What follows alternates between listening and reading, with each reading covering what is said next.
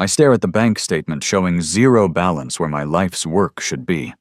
my hands trembling so violently that the paper rustles like autumn leaves in a death wind, and Sarah's lawyer, Mr. Henderson, sits across from me in his mahogany-paneled office with that practiced expression of false sympathy that lawyers perfect when they're about to deliver the killing blow to someone's entire existence. Mr. Chen, I understand your shock, but as we discussed during the proceedings, your ex-wife had legal right to redirect pension funds for family obligations, specifically for the welfare of dependent children under her care, he says in that measured tone that makes my blood turn to ice water in my veins, because I know what's coming next. I can see it in his calculating eyes that have probably delivered this same news to dozens of broken men before me. But those aren't her children, I manage to whisper, my voice cracking like I'm 15 again instead of 52, and dying in this fluorescent-lit office that smells of leather and destroyed dreams. Those are Marcus's kids from his previous relationships. 3 children who never even knew my name before Sarah decided to play stepmother with my money, my pension, my entire life's work that I spent 27 years building one overtime shift at a time. The lawyer adjusts his glasses and pulls out another folder, this one thicker than the first. And I already know it contains more documents that will explain how my ex-wife legally stole my future to fund her new boyfriend's child support obligations, how she turned my decades of 60-hour work weeks into payments for another man's responsibilities, how the judge ruled that since Sarah had taken on the role of stepmother to Marcus's children, my pension funds could be considered marital assets subject to reallocation for dependent welfare. The room spins around me like I'm drunk, but I haven't touched alcohol in 3 years. Not since the stroke that left my right side partially paralyzed and my speech slightly slurred, not since I realized that stress and overwork had stolen my health just as surely as Sarah had stolen my money. And I think about Marcus Delacroix with his charming smile and his nurse scrubs and his 3 children from 3 different women, all of whom he'd left when child support became too burdensome, all of whom Sarah now supports with money that came from my broken body and my destroyed dreams. The court determined that your ex-wife's commitment to providing stability for these children superseded your claim to individual retirement assets. Henderson continues, his voice fading in and out like a bad radio signal. And given that you have no minor dependents, and your children are both adults who've expressed support for their mother's new family situation, the judge felt this was the most equitable distribution of marital assets. I want to laugh, but the sound that comes out is more like a sob, because equity means that Sarah gets to play mother to Marcus's abandoned children, while my own son and daughter have barely spoken to me since the divorce, believing their mother's carefully crafted narrative that I abandoned the family for selfish reasons, that I chose work over family, that I left them struggling while I lived comfortably in my small apartment surviving on the minimum social security benefits that barely cover my medications. The truth is so much more complicated and painful than their simplified story. The truth is that I worked those overtime hours to pay for Sarah's nursing school, to save for their college funds, to build the life that Sarah now shares with Marcus in the house that I bought with my sweat and my hope and my naive belief that loving someone meant giving them everything you had, even when they stopped loving you back somewhere along the way. Mr. Chen, are you all right? Henderson's voice sounds like it's coming from underwater, and I realize I've been staring at the statement for several minutes without breathing properly, my chest tight with the kind of panic that comes when you realize your entire life has been built on a foundation of other people's lies and your own willful blindness. I think about the last 20 years of my marriage to Sarah, my high school sweetheart who used to trace my engineering textbooks with her finger and tell me I was going to build something amazing someday, who supported me through college and early career struggles, and who I supported through nursing school and career changes, and who gradually grew distant and cold in ways I attributed to work stress and middle-age challenges rather than the affair she was having with Marcus, the physician assistant who worked in her department and who saw my successful, dedicated wife as the perfect solution to his child support problems. The marriage fell apart so slowly that I didn't notice the individual moments of disconnection. The way Sarah stopped asking about my projects at work, the way she started working longer shifts and weekend overtime that never seemed to appear on her paychecks, the way she became irritated when I wanted to spend time together and started suggesting I find more hobbies or friends to occupy my time, the way our conversations became purely logistical discussions about bills and schedules and household maintenance without any of the warmth or intimacy that had sustained us through 2 decades of building a life together. I was so focused on my work, on the engineering projects that required precision and attention to detail, on providing for our family and saving for retirement and planning for a future that I thought we'd share together,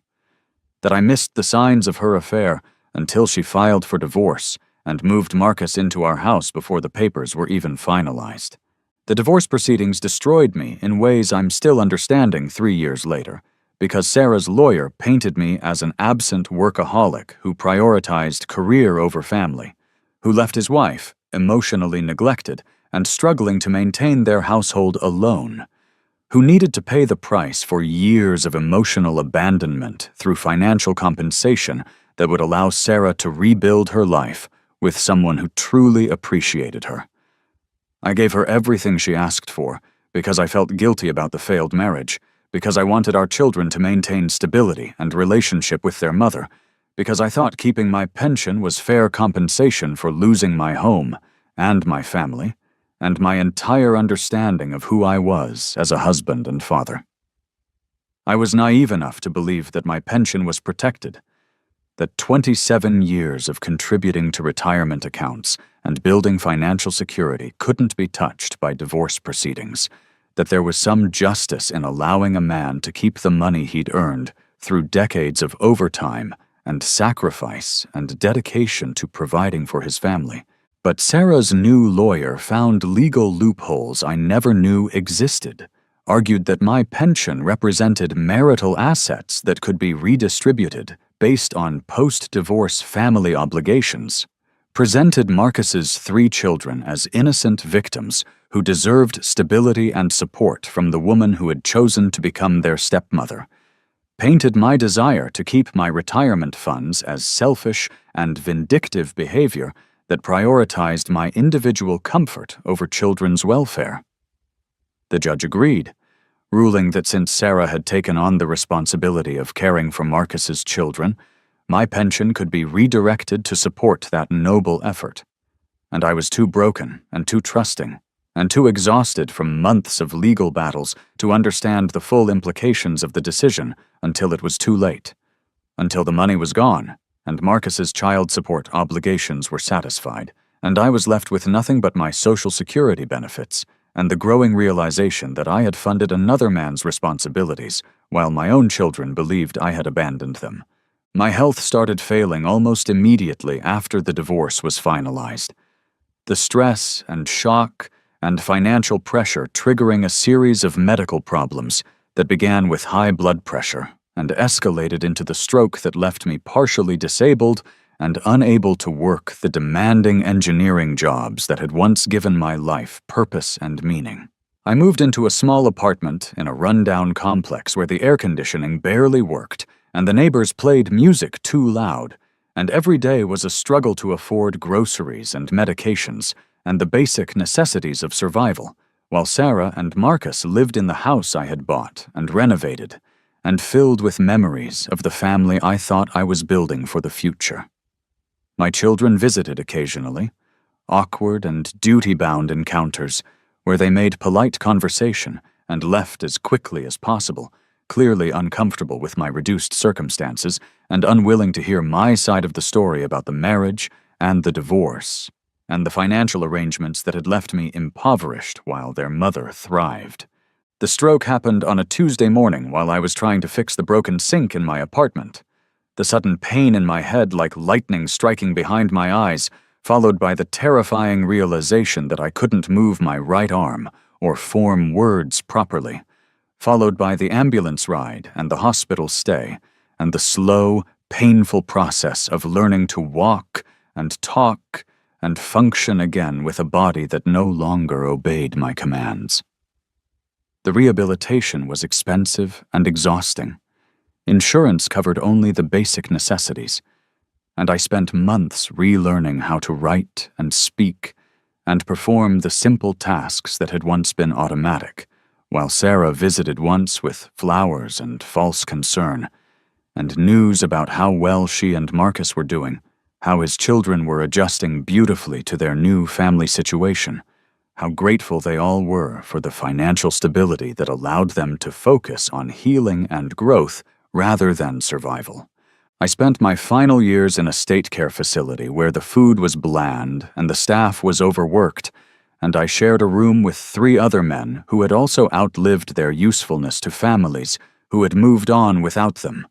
where every day was a countdown toward death that felt both terrifying and merciful,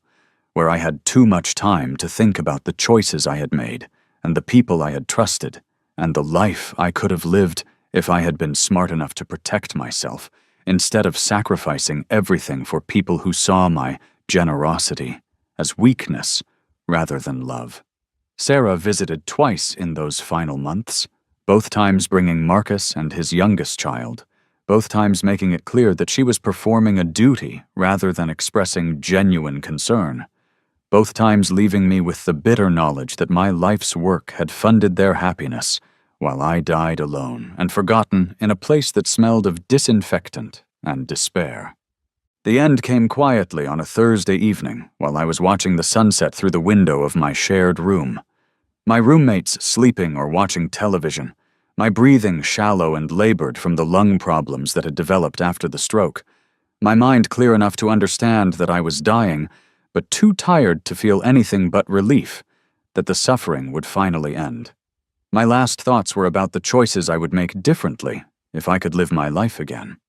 about the strength I would find to choose myself instead of sacrificing everything for people who didn't appreciate the sacrifice, about the love I would seek from someone who valued my dedication rather than exploiting it, about the family I would build with someone who saw partnership as mutual support rather than one-sided provision. I thought about Emma Rodriguez, the brilliant structural engineer who had worked with me for years and who had always treated me with respect and friendship and professional admiration, who had tried to warn me about Sarah's behavior in gentle, subtle ways that I was too blind to recognize, who had been at my side during some of the most challenging projects of my career, and who I had never considered as anything more than a colleague because I was committed to my marriage and my family, even when they were no longer committed to me. I thought about the conversations we'd had about engineering principles and project management and life philosophy, about the way she laughed at my jokes and asked thoughtful questions about my work, and seemed genuinely interested in my ideas and opinions, about the way she had looked sad and concerned when she heard about my divorce and my health problems, but had respected my privacy too much to intrude with unwanted advice or sympathy. If I could do it all again, I whispered into the darkening room where machines beeped and monitors glowed, and my life slowly ebbed away like water through a broken dam. I would choose myself first. I would protect what I built. I would find someone who loved me enough to build something together, instead of taking everything I had to give to someone else. The words felt like a prayer or a promise, or a final declaration of the wisdom that had come too late to save me. And then darkness closed around me like a blanket, and I felt my heart stop beating and my breathing cease, and everything that had been David Chen faded into nothing but regret and the desperate wish for a second chance that would never come. Then I opened my eyes and realized I had been reborn. I'm 35 again, sitting in my old kitchen with its yellow wallpaper and the coffee maker that Sarah bought for my birthday 3 years ago. And my body feels strong and healthy and free from the pain that had become my constant companion in those final years. My right side moving normally, and my speech clear, and my mind sharp with the devastating knowledge of everything that's going to happen if I don't change the course of my life immediately and completely. The digital clock on the microwave shows 11:47 p.m. on March 15th. And I know with absolute certainty that Sarah will walk through the front door in exactly 13 minutes with the lie that she's been working an emergency shift at the hospital, when in reality she's been at Marcus's apartment planning the strategy that will eventually destroy my life and steal my future and leave me dying alone in a state facility while they live comfortably on my life's work. This is the moment when everything began to go wrong in my previous life. The night when I chose to believe Sarah's explanation instead of trusting my instincts. When I decided that questioning my wife's story would make me a paranoid and controlling husband, rather than a man protecting himself from betrayal. When I made the first in a series of choices that prioritized other people's comfort over my own survival and well-being. I remember how I reacted the first time. How I stayed up waiting for her with worry gnawing at my stomach. How I greeted her with relief and concern and gentle questions about her difficult shift. How I offered to make her tea and run her a bath, and listened to her elaborate story about the emergency surgery that had kept her at the hospital until nearly midnight. How I accepted her explanation without question, because I loved her and trusted her, and couldn't imagine that the woman I had built my life with was actively planning to tear it down. But now I know the truth about that night and every night that followed.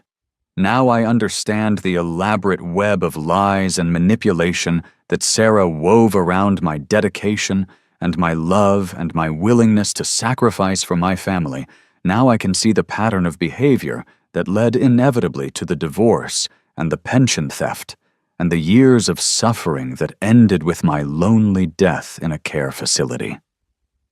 The knowledge burns through me like acid, painful and clarifying. And I realize that I have been given the gift of perfect hindsight, combined with the opportunity to make completely different choices, to protect myself and my assets and my future from the people who would destroy them, to choose self-preservation over self-sacrifice, and find the happiness that was stolen from me in my previous life. I hear Sarah's key in the front door, and my heart rate spikes with adrenaline and fury and the strange calm that comes from knowing exactly what someone is going to say before they say it, from understanding the full scope of their deception, and having the power to respond with knowledge instead of blind trust. She comes into the kitchen with her scrubs slightly wrinkled, and her hair pulled back in the messy bun that she always wore after spending time with Marcus, and she starts to speak with the expression of exhaustion and stress that I now know was completely fabricated.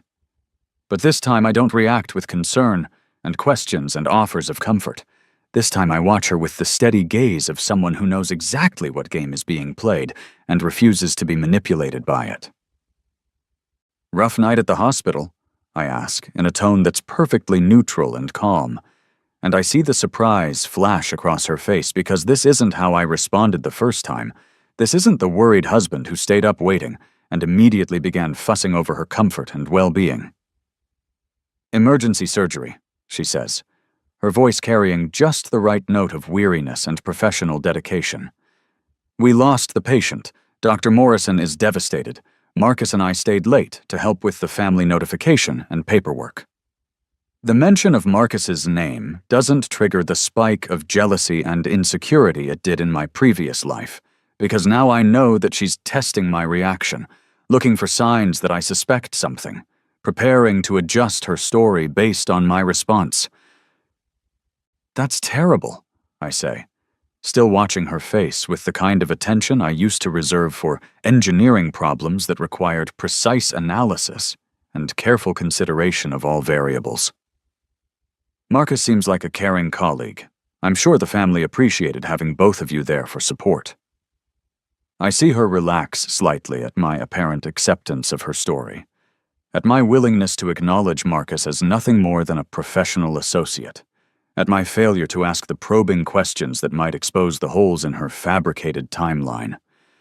But inside my mind, I'm making mental notes about every detail of her deception, cataloging the lies for the evidence file I'm going to build, beginning the strategic process that will protect my assets and my future from the woman who is planning to steal them. I'm going to shower and go to bed, Sarah says, moving toward the stairs with the kind of casual intimacy that comes from 15 years of marriage. Don't wait up for me. I know you have that early meeting with the Henderson project team tomorrow. She's right about the meeting, but wrong about everything else. And as I watch her disappear up the stairs, I'm already making mental lists of the actions I need to take immediately to protect myself from the destruction I know is coming. I need to document everything about tonight. I need to start keeping detailed records of Sarah's schedule and behavior and explanations. I need to begin the process of protecting my pension and my assets and my financial future from the legal strategies that will be used against me in 3 years when she files for divorce. The next morning, I wake up with a clarity and purpose that I never had in my previous life, with the devastating knowledge of exactly how my trust and generosity will be used against me if I don't take immediate action to protect myself from the people who see my love as weakness rather than strength. I call in sick to work for the first time in 6 years and drive to the office of Patricia Williams, the divorce attorney whose name I remember from a conversation with a colleague whose marriage had ended badly,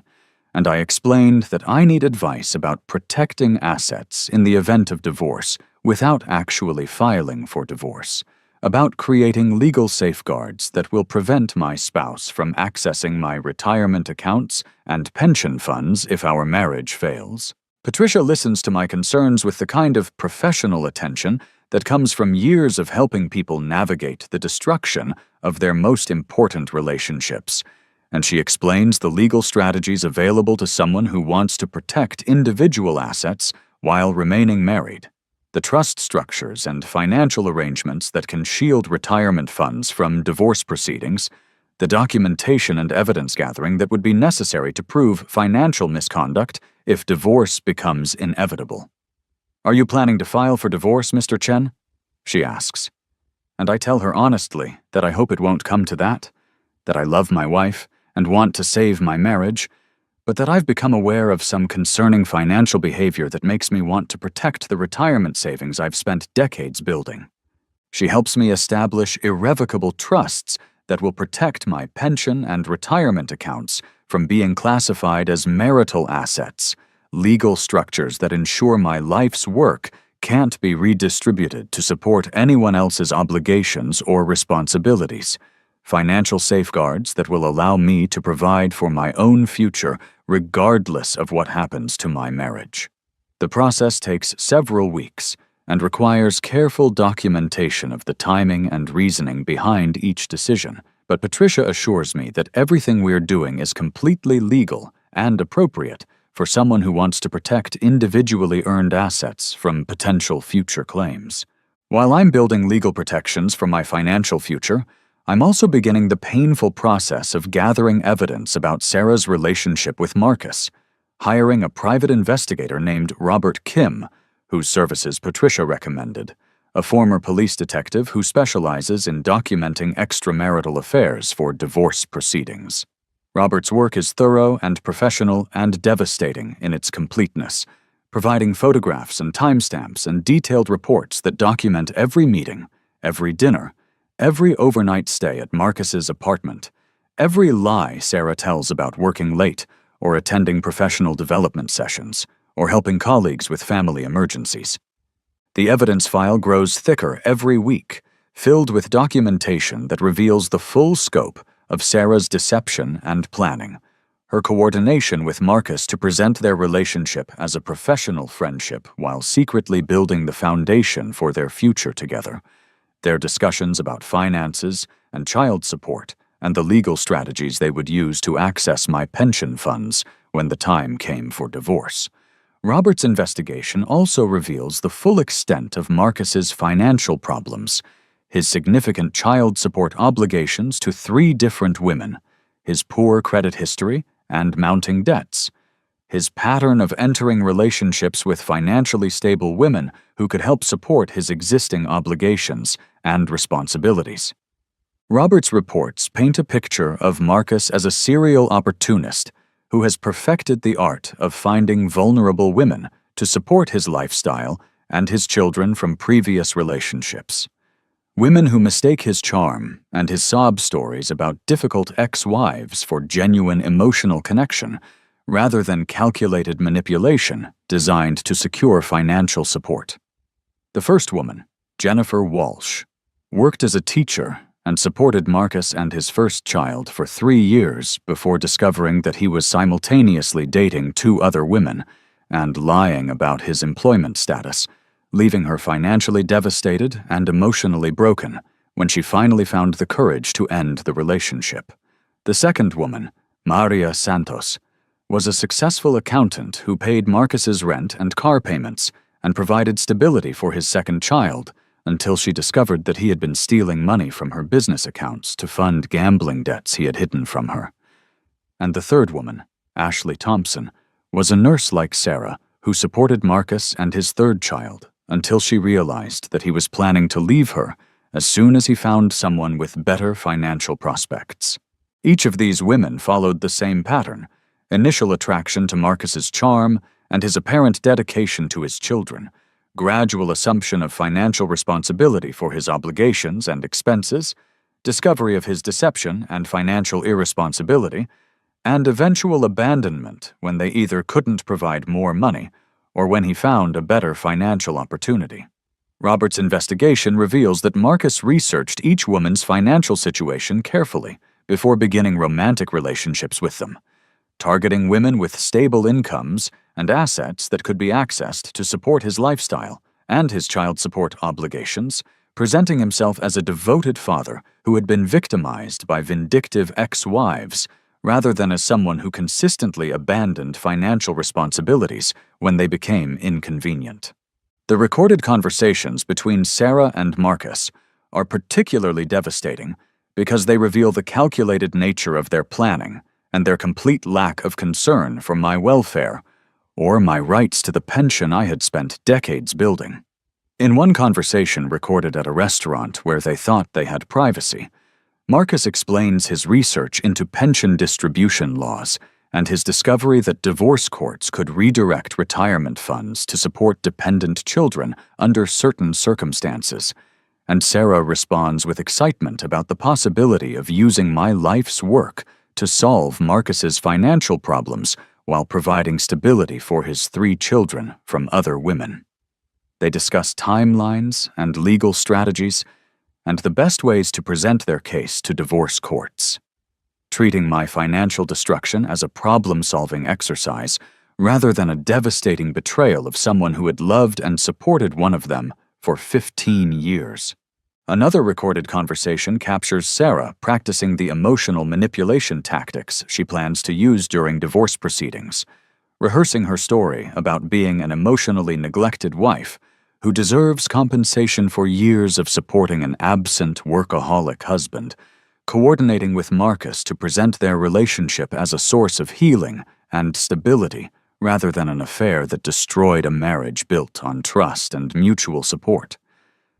They laugh about my naive trust and my dedication to my work, dismissing my feelings and my welfare as irrelevant obstacles to overcome in pursuit of their shared financial goals, talking about me like I'm a resource to be exploited rather than a human being whose life they're planning to destroy for their mutual benefit.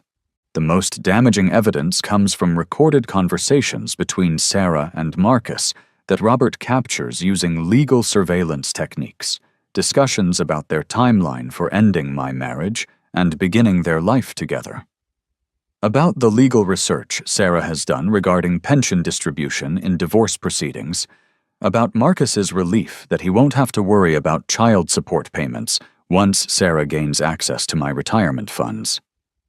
Listening to these recordings is like being stabbed repeatedly in the chest. Hearing the woman I love describe me as a convenient source of funding for her real relationship. Hearing her dismiss my feelings and my welfare as irrelevant obstacles to overcome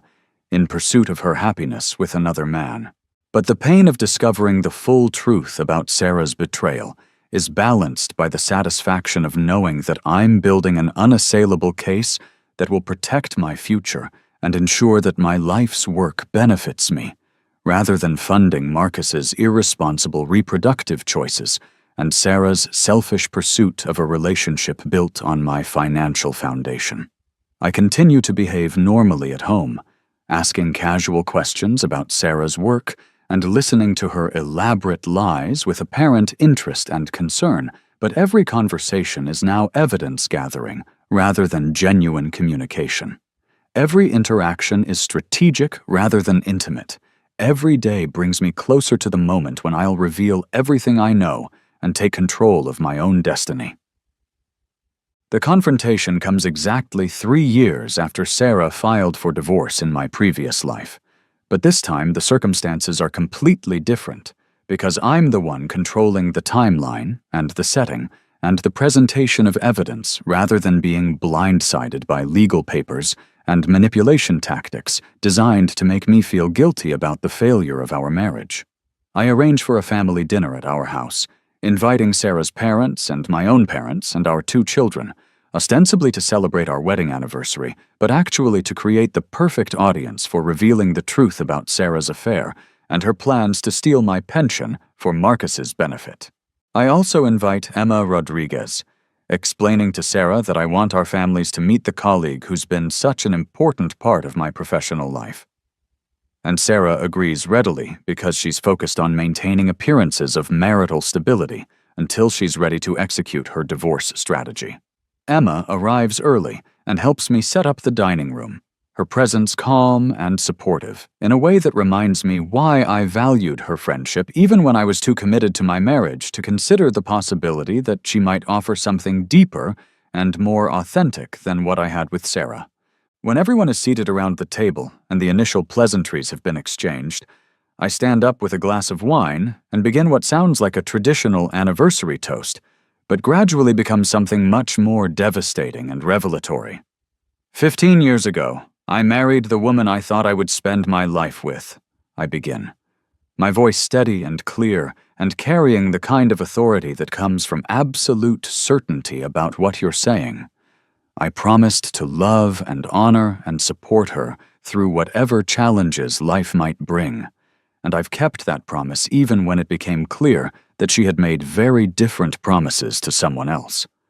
I see Sarah's face change as she realizes this isn't going according to her script, that I'm not the naive and trusting husband she's been manipulating for months, that somehow I've discovered the truth about her relationship with Marcus and her plans for our future. "David, what are you talking about?" she asks, but her voice carries a note of panic rather than genuine confusion, and everyone at the table can hear the difference between real surprise and performed innocence. I pull out the first folder of evidence that Robert compiled. Photographs of Sarah and Marcus together at restaurants and hotels and his apartment. Time-stamped images that correspond exactly with nights when she claimed to be working emergency shifts or attending professional development sessions. "I'm talking about your relationship with Marcus Delacroix," I say, placing the photographs on the table where everyone can see them. "And your plan to divorce me and use my pension funds to support his 3 children from his previous relationships, and your belief that my 27 years of work and sacrifice should fund your new family's financial stability." The silence that follows is deafening, broken only by my mother's sharp intake of breath and my father's muttered curse, and Sarah's children staring at their mother with expressions of shock and betrayal that mirror what I felt when I first discovered her deception. Sarah tries to recover, claiming that the photographs are taken out of context, that her relationship with Marcus is purely professional, that I'm having some kind of breakdown or paranoid episode that's making me imagine conspiracies that don't exist. But her explanations sound hollow and desperate when confronted with the overwhelming evidence of her systematic deception. I produce the second folder, containing detailed financial records that show Marcus's child support obligations and his poor credit history and his pattern of financial irresponsibility, along with legal documents that Patricia helped me create to protect my pension and retirement accounts from being classified as marital assets subject to redistribution. I've also discovered that Marcus owes over $40,000 in back child support to 3 different women. I continue, my voice growing stronger as I watch Sarah's carefully constructed narrative crumble in front of our families. And that you've been researching legal strategies to access my pension funds to help him meet those obligations, essentially making me responsible for supporting children I've never met, whose father has a history of abandoning his financial responsibilities. The confrontation escalates quickly as Sarah realizes that her plans have been completely exposed and that I've taken legal steps to protect myself from the financial destruction she was planning. And she transitions from denial to anger to desperate attempts at emotional manipulation, claiming that I've violated her privacy and destroyed our marriage through paranoid surveillance and controlling behavior. But the evidence is too comprehensive and the documentation too thorough for her arguments to have any impact on our families or our children, who can see clearly that she's been living a double life while planning to betray the man who has supported her for 15 years. Our son, Michael, now 22 and finishing college, looks at his mother with an expression of disappointment and disgust that I remember from my previous life. Except this time it's directed at her rather than at me. This time he understands that I'm the victim of deception rather than the perpetrator of abandonment. "Mom, how could you do this to Dad?" he asks, his voice breaking with the kind of pain that comes from discovering that someone you trusted has been lying to you for months or years. He's worked so hard to give us everything we needed. He's been nothing but loyal and supportive, and you've been planning to steal his retirement money for some guy's kids from other relationships? Our daughter Jennifer, 19, and home from her sophomore year at college, is crying openly as she looks at the photographs and documents spread across the table, evidence of her mother's betrayal and her father's careful preparation for the legal battle that will determine the rest of his life. "I can't believe you were going to let Dad lose everything he worked for," she says to Sarah, her voice filled with the kind of moral clarity that young people possess before life teaches them to accept compromise and deception as normal parts of adult relationships. "I can't believe you were going to make him support some other man's children while telling us that he abandoned our family." The dinner ends with Sarah leaving the house in tears and rage, claiming that she's the victim of an elaborate setup designed to humiliate her in front of our families. But everyone at the table can see that she's been caught in a web of lies and manipulation that she constructed herself through months of careful deception and planning. My parents and Sarah's parents are shocked and supportive, expressing gratitude that I discovered the truth before it was too late to protect myself, offering help with legal expenses and emotional support through what they now understand will be a difficult divorce process.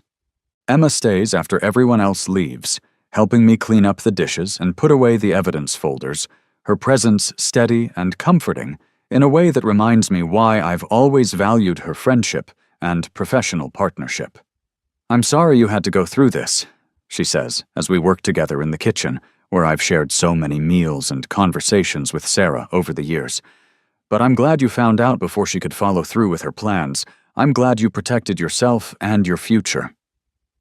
We talk for hours about the evidence-gathering process and the legal strategies Patricia recommended, and the emotional impact of discovering that someone you love has been systematically betraying you while planning to steal your life's work for another man's benefit. The divorce proceedings are swift and decisive because Sarah's lawyers have no defense against the comprehensive evidence Robert compiled and no legal arguments that can overcome the trust structures Patricia created to protect my pension and retirement accounts. Sarah tries to claim that my asset protection strategies constitute financial abuse and controlling behavior, but the courts recognize that I was defending myself against planned theft rather than engaging in manipulative financial control,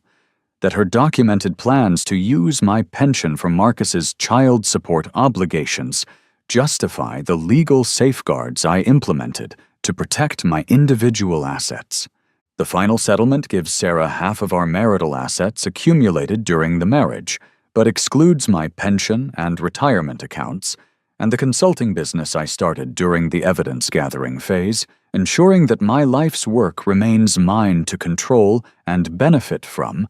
rather than becoming a funding source for Marcus's irresponsible reproductive choices. My children choose to live with me primarily, visiting their mother occasionally, but making it clear that they've lost respect for her choices and her willingness to betray their father for financial gain, that they understand the difference between the parent who sacrificed for the family and the parent who was willing to destroy the family for personal benefit. Sarah and Marcus struggle financially after the divorce, with Marcus eventually leaving her for another woman when he realizes that she can't provide the financial support he was counting on, leaving Sarah to work multiple jobs while supporting the children she had taken on as part of her relationship with him. She tries to reconcile with me several times over the following months, claiming that she made mistakes but still loves me and wants to rebuild our marriage. But I reject her attempts at reconciliation firmly but kindly, explaining that the trust once broken cannot be rebuilt, and that I've moved on to build a life with someone who values partnership over exploitation.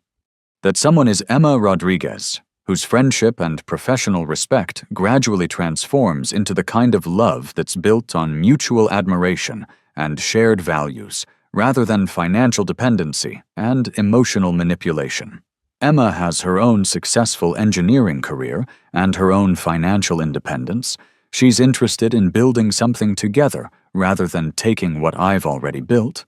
She values my intelligence and dedication rather than seeing them as resources to be exploited for someone else's benefit. Our relationship develops slowly and carefully,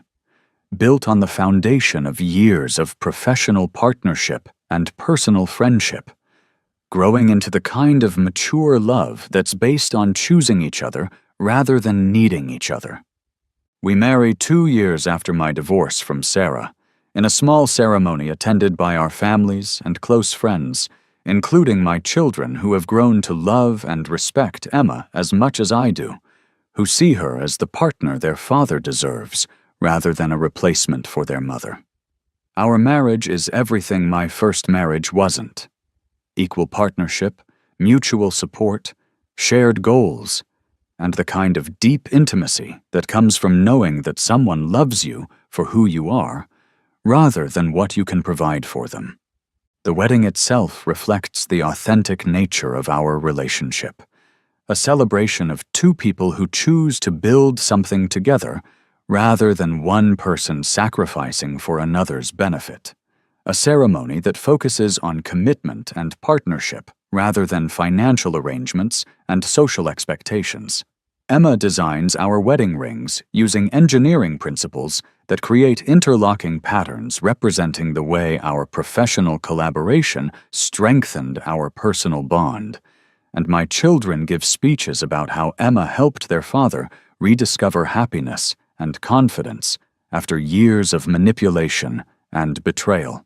Sarah's absence from the ceremony is noted but not mourned, her former role in my life replaced by someone who values what I offer rather than exploiting it for someone else's benefit. Our honeymoon combines business and pleasure as we travel to several cities where we're consulting on major engineering projects, working together during the day on complex structural problems, and exploring new places together in the evenings, our professional partnership enhancing our romantic relationship rather than competing with it. Emma brings fresh perspectives to engineering challenges that I've struggled with for years, her insights and creativity helping me solve problems more efficiently and effectively than I ever managed working alone.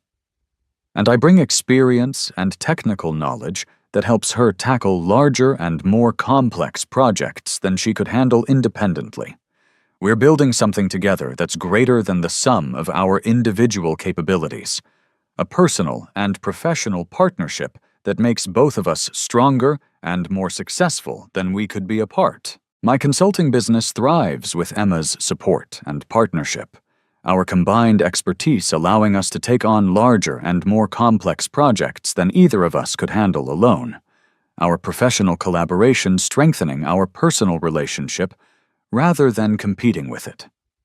We established Chen Rodriguez Engineering Consultants as a formal partnership that reflects our equal contribution to the business, with Emma bringing her structural engineering expertise and client development skills, while I contribute my mechanical engineering background and project management experience. Our first major joint project involves designing a sustainable manufacturing facility that requires both structural and mechanical engineering expertise, and the success of that project leads to a steady stream of clients who specifically seek out our collaborative approach to complex engineering challenges. Emma's approach to business partnership mirrors her approach to marriage: equal investment, shared decision-making, mutual support during challenging times, and celebration of successes that belong to both partners rather than individual achievements. She insists on contributing equally to our household expenses and mortgage payments despite my initial protests that I could afford to support both of us, explaining that financial independence is important to her sense of self-worth and that she wants our relationship to be built on choice rather than necessity. This approach to money and partnership is so different from my experience with Sarah that it takes months for me to fully trust that Emma genuinely wants to build something together rather than taking what I've already built, that her love for me isn't dependent on my ability to provide financial security or solve her problems. We buy a beautiful house together, not because I'm providing for someone else's needs, but because we're building a life that reflects our shared values and dreams, and every decision we make is made together rather than imposed by one partner on the other. The house hunting process becomes an exercise in communication and compromise as we discuss our individual preferences and priorities while looking for a home that will work for both of us. And Emma's excitement about features like the home office space where we can work on projects together and the large kitchen where we can cook meals for friends and family shows me what it means to plan a future with someone who sees partnership as collaboration rather than dependency.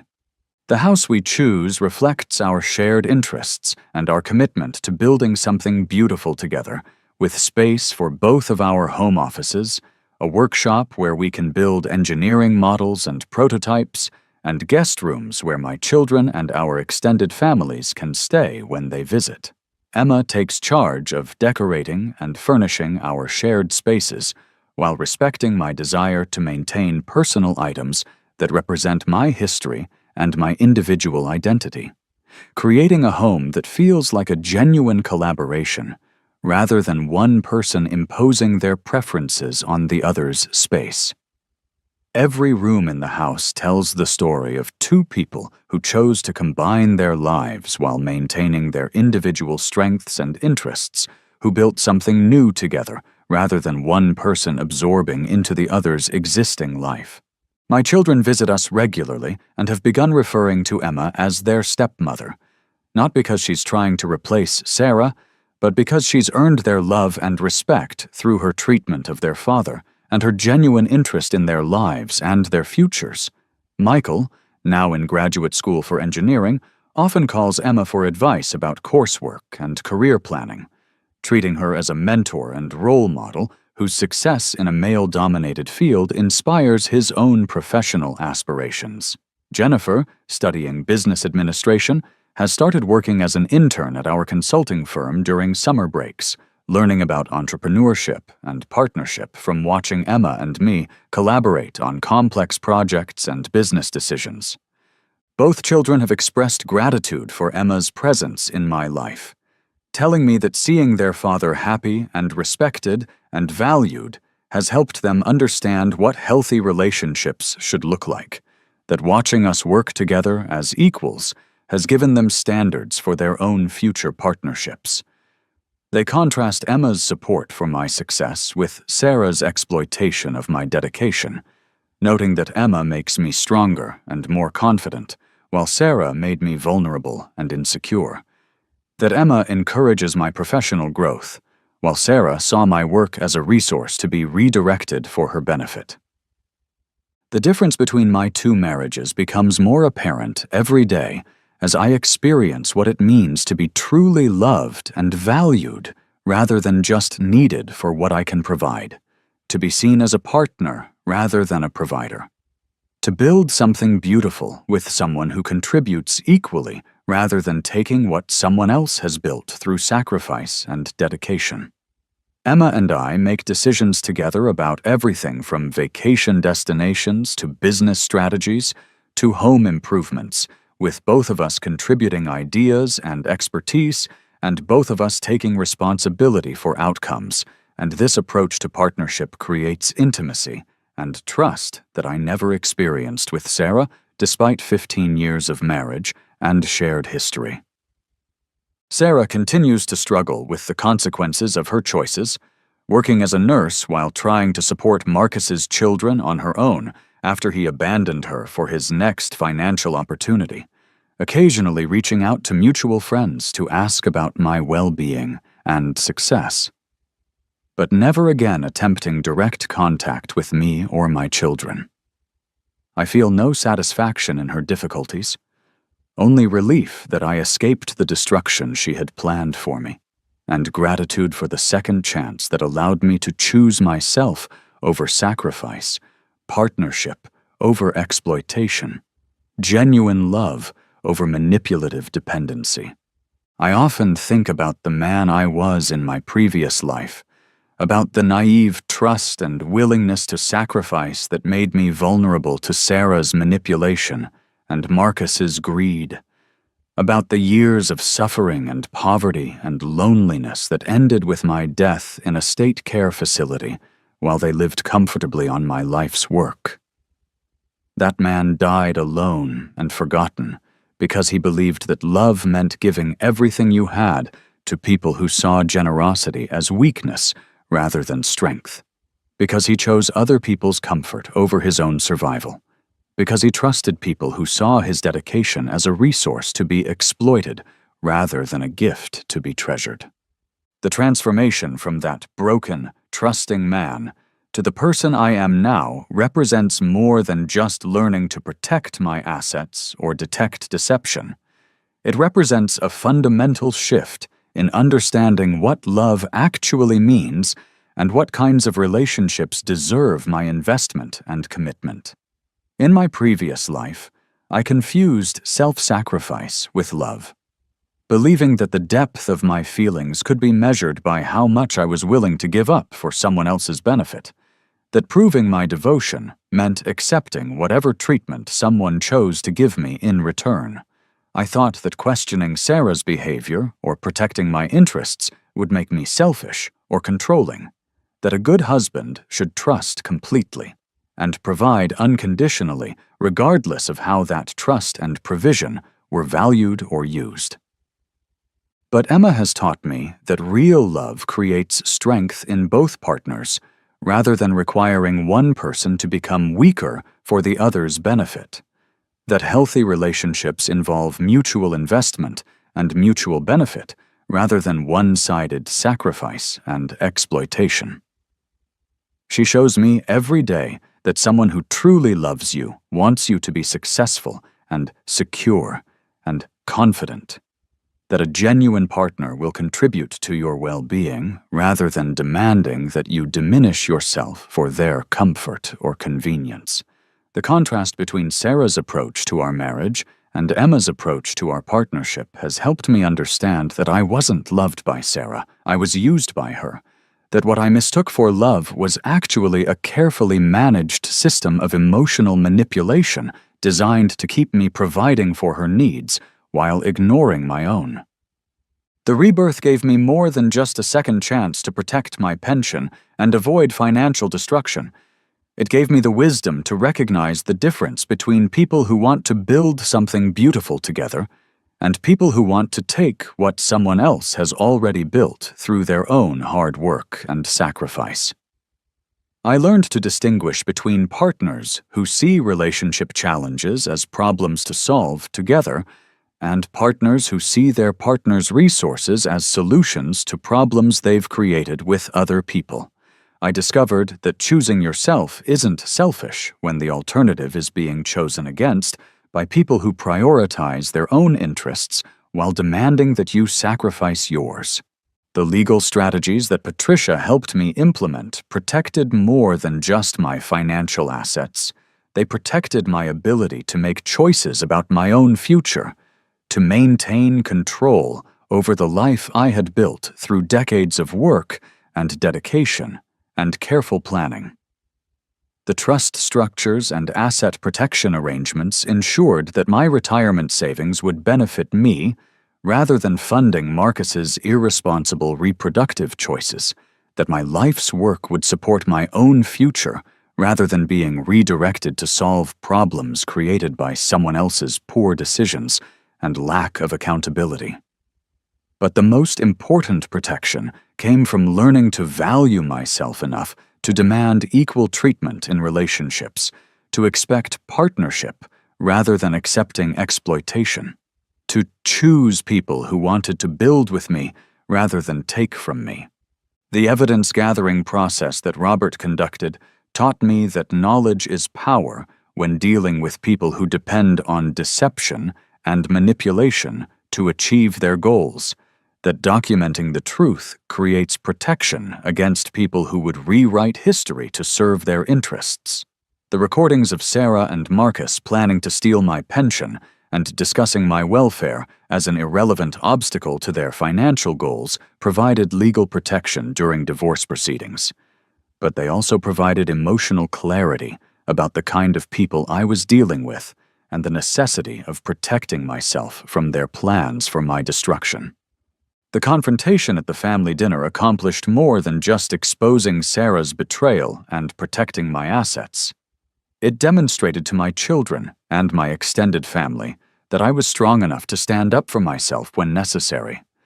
that I valued myself enough to refuse being victimized by people who saw my kindness as weakness.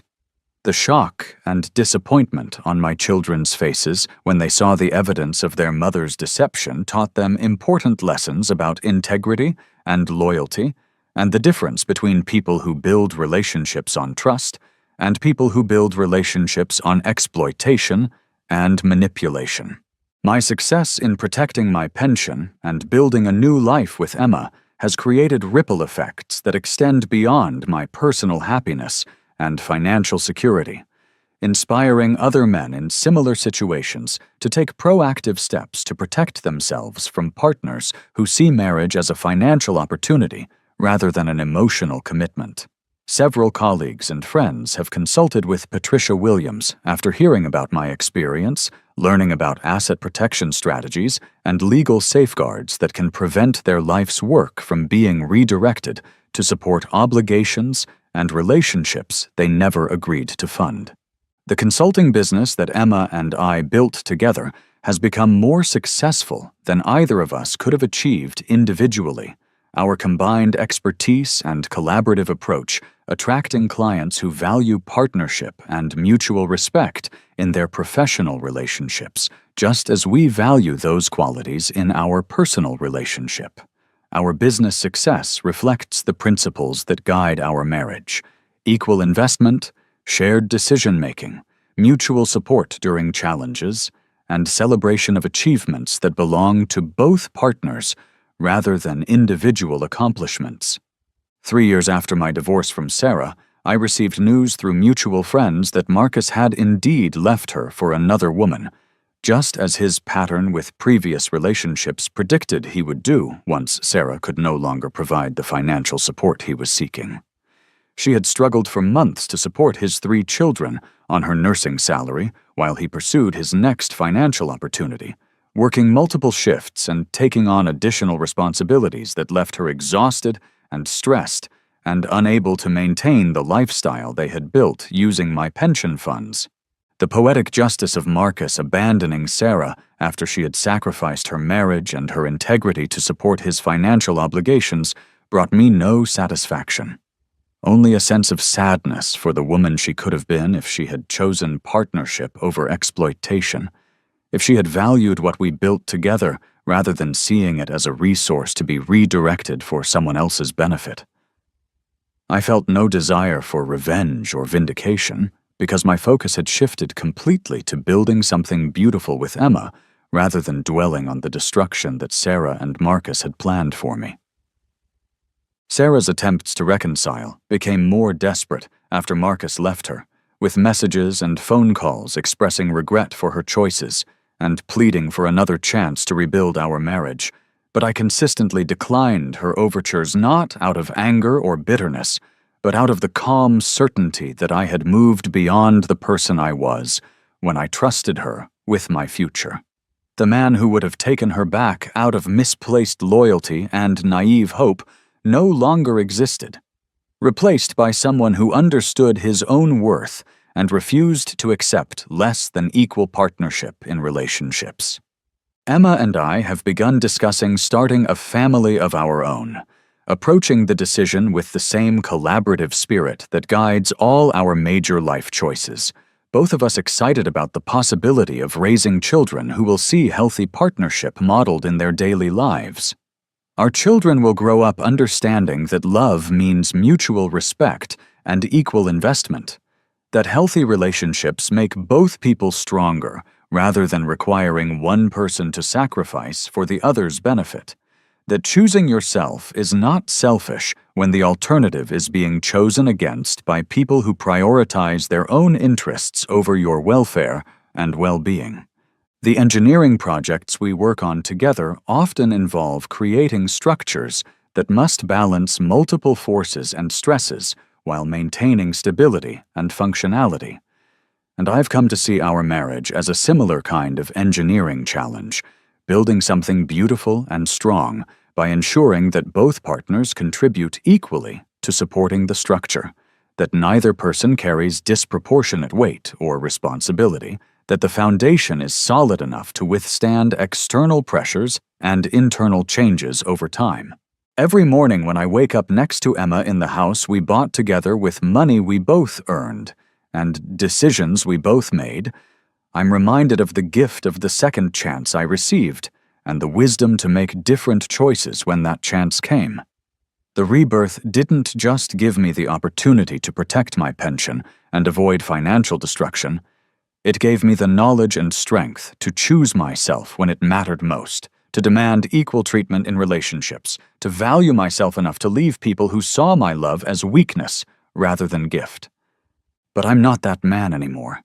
I'm David Chen, who chose himself when it mattered most, who protected his life's work from people who would steal it, who found love with someone who values partnership over exploitation, who built a new life based on mutual respect and shared goals rather than one-sided sacrifice and emotional manipulation. I'm the man who learned that choosing yourself isn't selfish when other people are choosing themselves at your expense, that protecting your assets isn't greedy when other people are planning to steal them,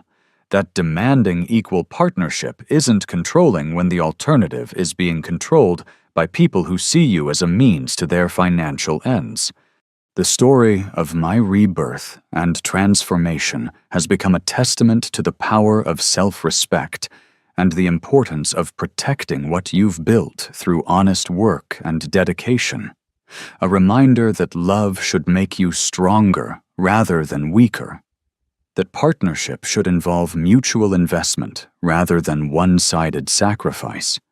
That choosing yourself is not just acceptable, but necessary when dealing with people who would choose themselves at your expense. I learned that real strength comes not from how much you're willing to sacrifice for others, but from how clearly you can see when others are willing to sacrifice you for their own benefit, and how decisively you can act to protect yourself when that clarity comes. As Emma and I sit together in our living room on a quiet Sunday evening, reviewing the engineering plans for our latest project while discussing our vacation plans for next month, I realize that this is what happiness looks like. Two people who chose each other freely, who support each other's success rather than competing for resources, who build together rather than one person building while the other takes. This is the life I should have had from the beginning. The love I deserved, but was too naive to recognize. The partnership that was always possible if I had been strong enough to choose myself when it mattered most. My phone rings, and I see Sarah's number on the caller ID, her third attempt to contact me this month. Probably another desperate plea for financial help, or emotional reconciliation, or forgiveness for the betrayal that destroyed our marriage and nearly destroyed my life. I declined the call without listening to the voicemail. Not out of anger or bitterness, but out of the calm certainty that comes from knowing exactly where you belong, and who deserves your time and energy and love. Emma looks up from the engineering drawings spread across the coffee table and smiles at me with the kind of warmth and affection that comes from choosing someone because you want to build something beautiful together, not because you need them to solve your problems or fund your lifestyle or provide for obligations you've created with other people. "Everything okay?" she asks, and I tell her honestly that everything is perfect, that I've finally learned the difference between love and exploitation, between partnership and manipulation, between choosing yourself and being selfish. I supported my decision to choose myself, finally, and that choice gave me everything I had lost in my previous life. Financial security, genuine love, family relationships built on respect rather than guilt, professional success shared with someone who values collaboration over competition, and the deep satisfaction that comes from knowing that I protected myself from people who would have destroyed me if I had continued to trust them with my future. This is what it means to be reborn. Not just getting a second chance, but having the wisdom to make different choices when that chance comes. To value yourself enough to demand equal treatment. To love yourself enough to leave people who see your love as weakness rather than gift. The story ends not with revenge, but with the quiet triumph of a man who learned to protect what he had built, who found love with someone who wanted to build alongside him rather than take what he had already created, who chose partnership over sacrifice and discovered that real love makes both people stronger rather than requiring one person to be weakened for the other's benefit. I am David Chen, and I finally chose myself when it mattered most, and that choice made all the difference in the world.